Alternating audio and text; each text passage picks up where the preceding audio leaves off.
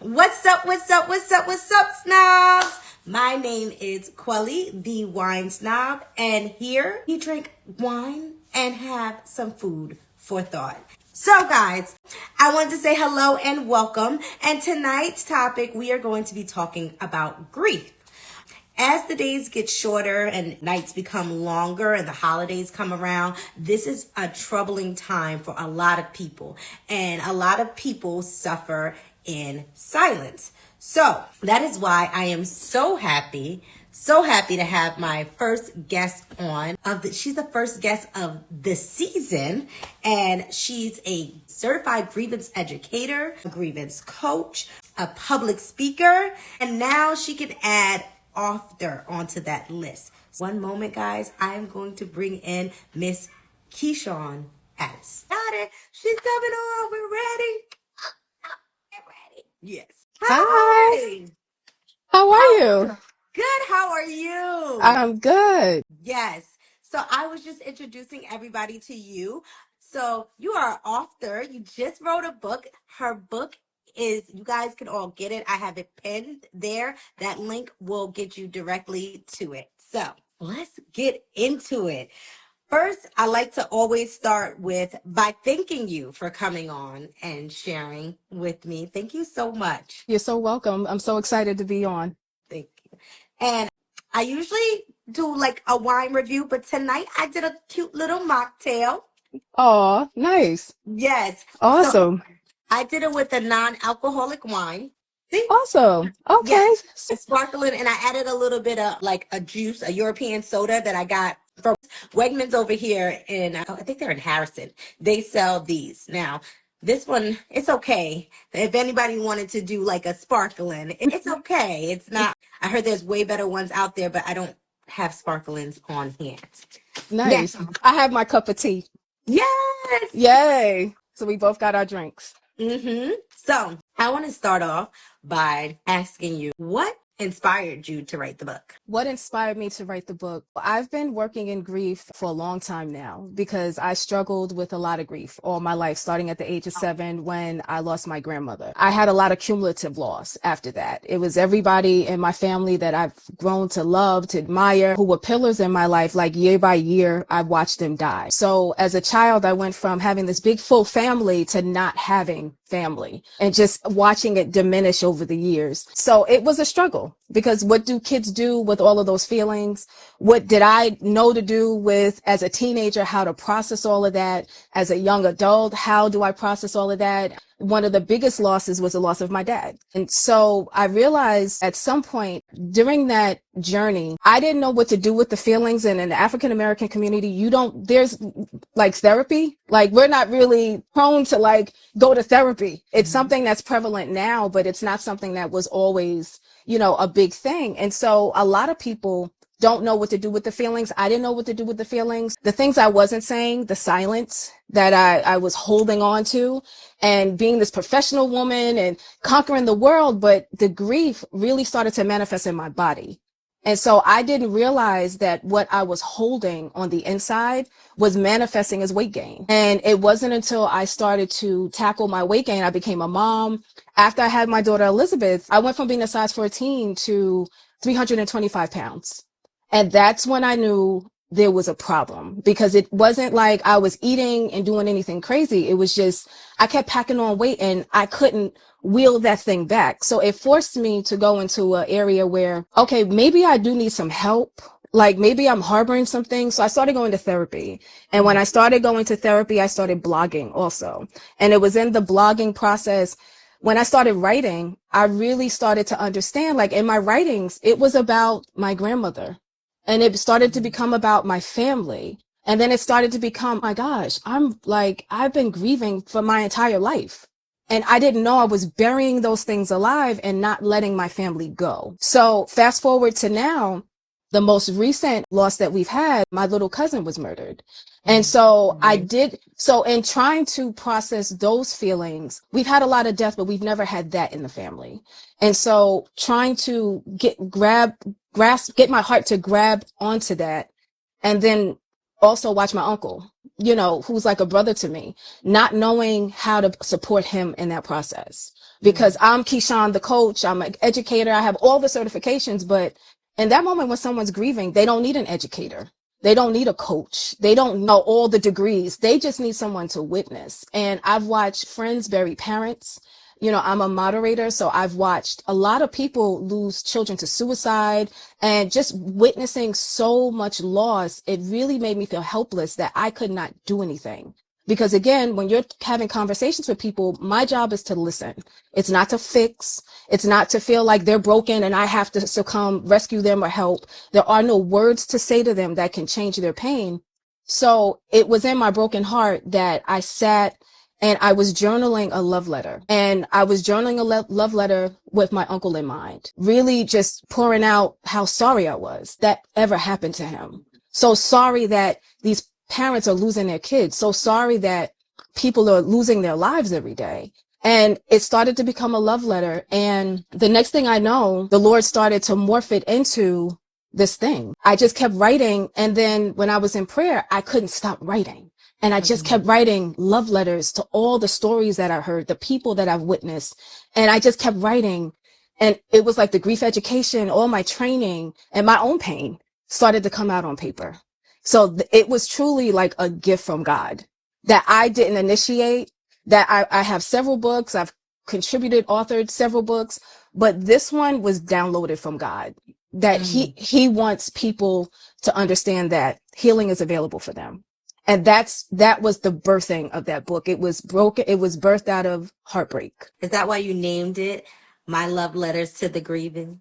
Yep. And I love that you said in your approach that you're not there to fix people. You're there to be there. So what does being there look like for someone who's grieving? Just being present.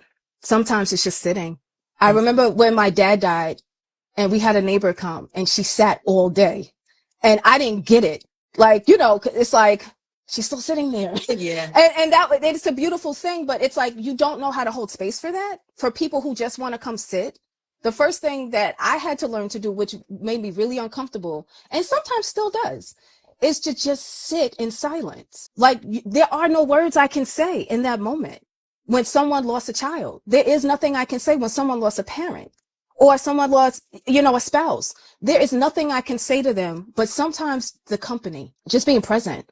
It's not about what do you need, because a lot of times people in grief, they have grief brain. They don't know what they need. Their minds are spinning. It's in a big cloud. They don't even know what's going on right now. So they can't formulate the words to say, I need this. It's just showing up, bringing some food, doing an errand, taking a call, just showing up however you can. And if nothing else, just sitting in silence, being next to them, not saying anything. That's called witnessing. You're witnessing someone else's pain. And that's what grievers really need. They don't want you to talk them to death. They don't want, and all the things in our trying to be sensitive, very insensitive, like they're in a better place. No, they don't want to hear that. They don't want to hear that. I remember hearing that, and what can I do to help? And I remember being like, well, if you can't bring him back from the dead, there's nothing you can do, So I remember that. But in your book, it's definitely a little bit different. It's more of a interactive approach to it. So is this for people who are like in a different stage of grief, where we're like, where we're just trying to come out because we've been stuck in it for a while? It's for everybody. Because early grief, they say, can be up to 2 years and more. It could be 5 years and it still be very real, very raw, very early. So I wrote it with everyone in mind. Wherever you are, I think it serves really well for someone who is new in grief, because for me, it's really raw, the book. Because it really goes through the raw emotions. I don't glaze over what people are really feeling, because I felt it. I felt the rawness when you do not know what to do with yourself after you have a loss, and you just want to get in your car and go, or you just want to fight, or you're just mad at the world. Like, there are no words for that. And so it addresses those feelings, but it also addresses the practical things that we go through every day. It's not just, we don't know how to formulate. One thing, when my dad died, I did not want to go sit in prayer. Because if I sat in prayer and I sat alone and I sat in silence, the pain would drive me crazy. So I kept busy. And then one thing I didn't know how to do, and I prayed, but I didn't know how to pray. So, and the book is also guided prayers. So it's like a comprehensive, it's holistic. It deals with the spirit, it deals with the soul, it deals with the body, it deals with the education, and it deals with tools. And those are the things I didn't have before I became an educator. I didn't know about any of those things. So it's actually a journey. So it's for anyone who is grieving. And sometimes, a lot of times, we don't even know we're stuck, and we don't even know that we're grieving. Like, cause life forces you to keep going, keep going. So we don't even know we're grieving. We just know we feel pain, and we think because time has gone on, we've processed it, and we haven't processed it. So it's for anybody who has ever been afflicted with grief, or just feeling grief for whatever reason, and not just exclusive to death either. It could be loss as well. Yeah. You actually said that this book is for not just grief and loss of a person, because a lot of people think that it's loss of a person, but grief can be anything. What have you seen grief being in other forms? A divorce. It could be a loss of health, loss of job, a lot of changes in seasons of transition, that caretaker role with taking care of your parents, being in that sandwich generation where you have kids, but then you also have your parents who are growing older. It could be anything. It could be about that inner critic when we beat ourselves up and don't show ourselves compassion, just self-esteem. It talks a little bit about, because these are the things that I struggled with, that I hear stories on, that it talks about old wounds and how they kick up. It talks about guilt and pain that we go through, especially with loss, not showing ourselves compassion. So it runs the gamut, because it's real, because loss is life. We go through 1,000 losses every day, and we just shrug it off and pretend that it doesn't matter, but it does matter. Those things eat away at you unless we process them. So it's death and it's loss at the same time. I like that the book touches on so many things. And for those of you just joining, I'm talking with Keyshawn Adamson, and she has a book. The book is linked pinned in the comments. So anybody who's going through grief or any kind of loss, we just said that it was any kind of loss, the book goes through that, and it's interactive. What made you want to make it interactive like that, as opposed to just writing, this is what I went through, this is what happened in my life, and this is how I got over it, like more of a self-help book, but yours is more interactive, where it's personalized. It's not just what you think. Mm-hmm. People need to process their pain. So I had a dream. This woman said to me, she said, the Lord wants you to tell people to get up off of their gift and be healed and whole. And I was like, the Lord wants me to tell people that? And he's like, the Lord wants me to tell people to get up off their gift and be healed and whole. So when I woke up, I prayed about it. And the Lord said to me, the gift is not just the gift of your hands. It's my gift of healing. A lot of times we feel like we don't know healing is possible in grief. Because again, when it's that deep, going back to a loss of a child, a loss of a parent, a spouse, a best friend, a lover, doesn't matter. When that loss, when you're so connected and you lose someone, like, that pain needs to be processed. They said, whatever you don't feel won't heal. So you have to be willing to go through the journey of grief. And that's what we call grief work. Grief work is intentionally working and processing the pain that you feel. And so that's why it had to be interactive, because just like with a workshop, I can get in front of anybody, you could teach, but that's boring. Nobody just wants to be, taught. My education comes from getting in there and doing the work.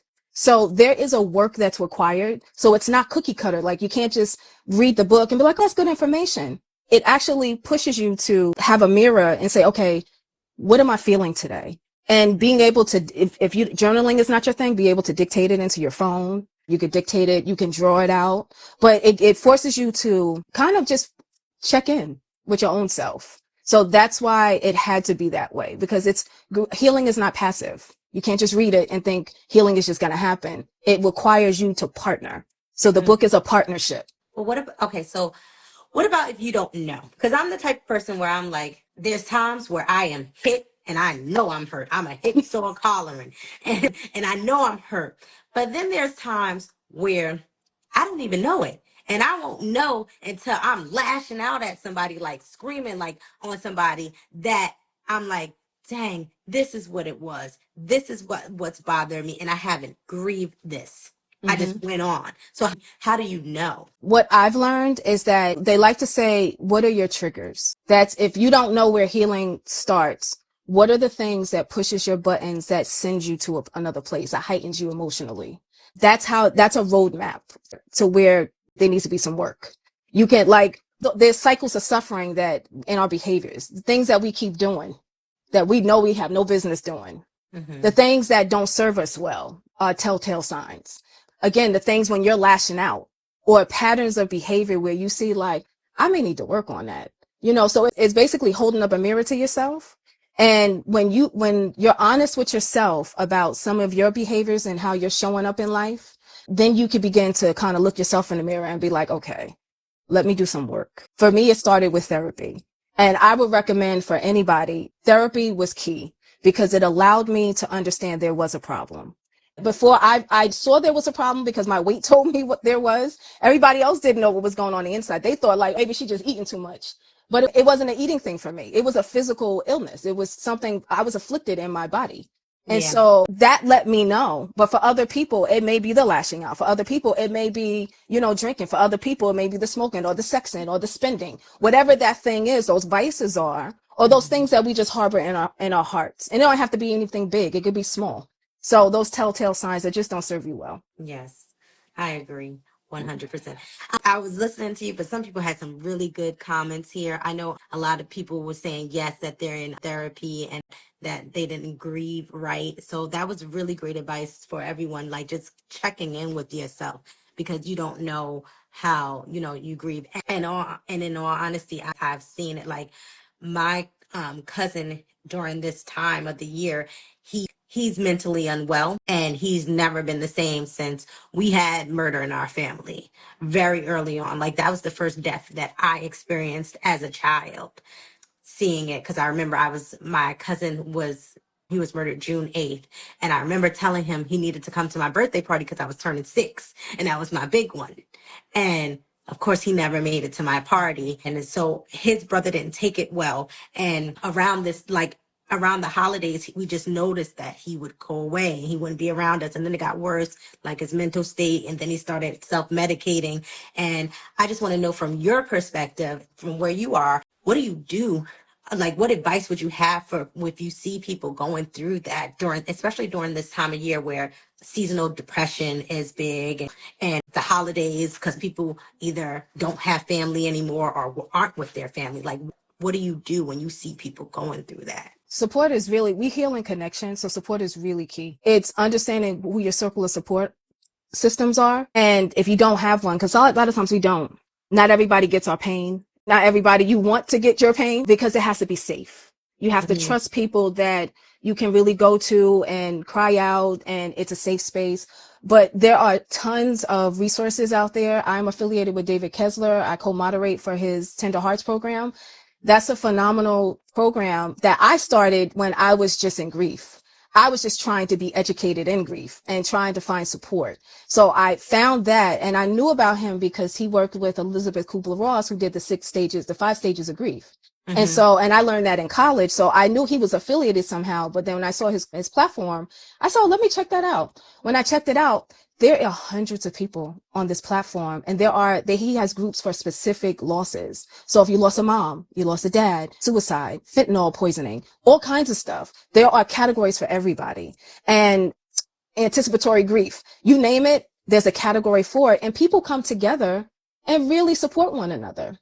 And they really encourage and rally you on. There's also the Grief Recovery Institute, where there's some faith-based programs that are out there that really help you get rooted in Christ and also help you with the process of educating and understanding grief. So my first thing is I would say, to identify that the support is, I think everybody who's lost someone should get some form of support. Because a lot of times we're in this society, we're grief illiterate. It is the elephant in the room. We all think that time will heal it and all of the things like, we're back at the grind and we're fine. And a lot of times, it's just sitting there and we don't know what to do. So I think support is the number one thing to do so it doesn't turn into complicated grief. It's just what you're describing with your cousin. Chronic grief and complicated grief, where it does turn into mental illness and all those things. And sometimes it could be a fine line, especially between, how they died and how close they were to you. Like, you don't feel well when you lose someone like that. You do not feel well, mind, spirit, and soul. Your whole life just got shattered, depending on who you lost. So it's really important to just get the support, get the education, and be able to go down the path. And that's really hard to do. So I will never say that that's easy. Confronting grief is hard, but it's important for us to do it. Yeah, so you got to do the work is what you're saying. You got to do the work. You got to do the work. Yeah. And starting is like picking up the book and looking at it. So your book, it's interactive. So when we've been saying interactive all night, but can you explain to them like what the interactiveness is of it? It's in first person. So I am speaking to the griever. So that's the interaction part. As if I'm talking to you, that book is talking to the griever. So when they pick it up, it's not, well, grief is this, this, and this. It is, I'm sorry you lost your loved one. I sit with you right now. I'm sorry that you ever went through this. I know you're mad right now. I know you're angry. I know you're guilty. Like, it actually speaks to the soul of the individual, which is called witnessing. I see your pain. I understand. I may not know your grief. And here's a little education while you're learning. While we're talking, it's a conversation. And then there's a reflection in there where God speaks to the person too. And God and scripture's woven in there where the scripture correlates to the day. So each day has a different theme. For one day, it could be old wounds.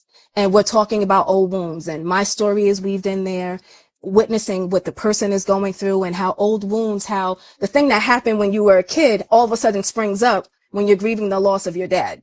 And the two are not connected, but they are connected because it triggered something that was very old. And now it brought up some old things. And now you're dealing with the old wound and you're dealing with the grief. And you got to hold both. And so it addresses those things. And then God gets a chance to speak in there. And then you get a chance to pray. And then you get a chance to write. And you get a chance to, so it's a little bit, it's an engagement. And God gets to come in all of it.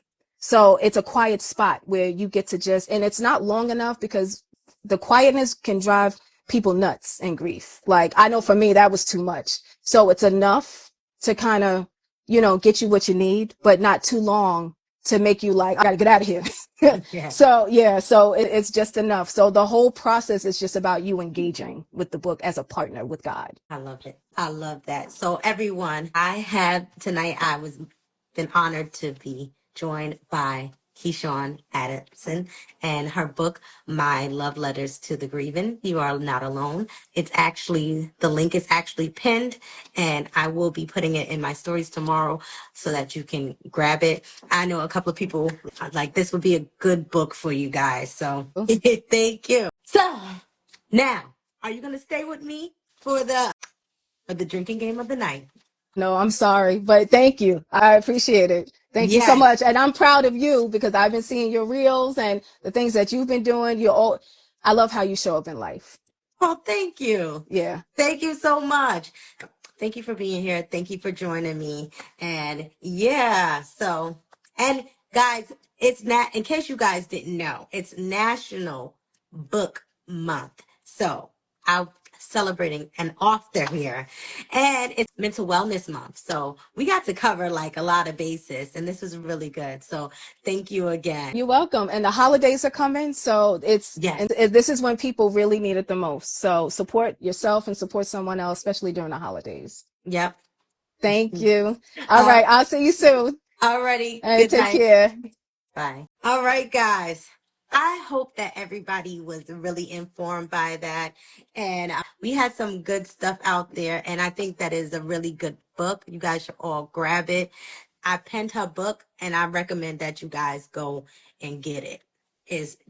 She has inspired me in my life, and we talk all the time, and just her words and the things that she says, I fully support it, and I'm behind it. And when she speaks to you, you feel the love, you feel that warmth and comfort, and she brings you towards God. She is a woman of Christ.